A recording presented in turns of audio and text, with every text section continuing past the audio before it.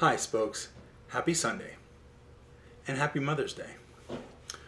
Today I'll talk about how I reconcile that I'm teaching in a way that I wasn't taught. I took a different spin this week and instead of sitting with a few notes in front of the camera and speaking kind of off the top of my head, having thought through the basics of what I'd say, what I decided to do this week is I went out, kind of sat underneath a tree, and then just wrote for about 10 minutes without stopping. And so I just want to read what I came up with. And here's what I came up with. I think teaching should change, but I'm not the first to think or say that. Even this week on the Open Spokes channel, I'm not the first to say that. But even before anyone ever heard of reflective vlogging, educators wiser than me have written as much. Teaching must change. The first reformer I read closely was John Holt. In his book, How Children Fail, he shares his observations of students at school and elsewhere, in parks, public spaces, where he observed children in all their clever, idiosyncratic brilliance. In schools, though, he focused on how children would demonstrate a seeming idiocy. He described student after student who would make bad guesses at math problems and quickly give up.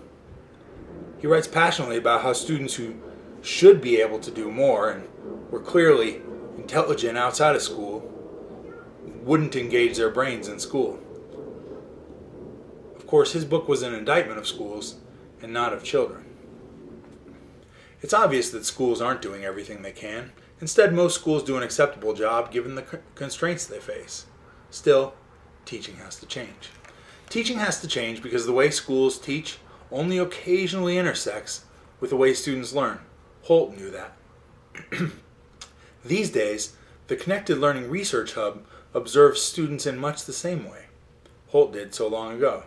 Now, though, Connected Learning researchers observe students in schools, in the home, in public spaces or third spaces like school clubs, community centers, and maybe most important, these researchers can observe students in new spaces where students leave digital tracks. Just like the students Holt observed in the 60s, these students display clever, idiosyncratic brilliance. In social spaces, the clever, idiosyncratic brilliance students show online often happens in community. So at the same time students' brilliance is moving online, so are schools, strained under their own expense, exploring the potential of online spaces, in the hopes of meeting kids' needs in new, more efficient, innovative ways. I like to believe this convergence of kids' social brilliance and schools' attempt at improvement and reform is happening in a Gutenberg moment, when texts, publishing, media, and communication are changing so drastically. So I think it's incumbent upon us all. Teaching and instruction should really change with the changing times. Thanks as always. Happy Sunday. See you tomorrow, Spokes.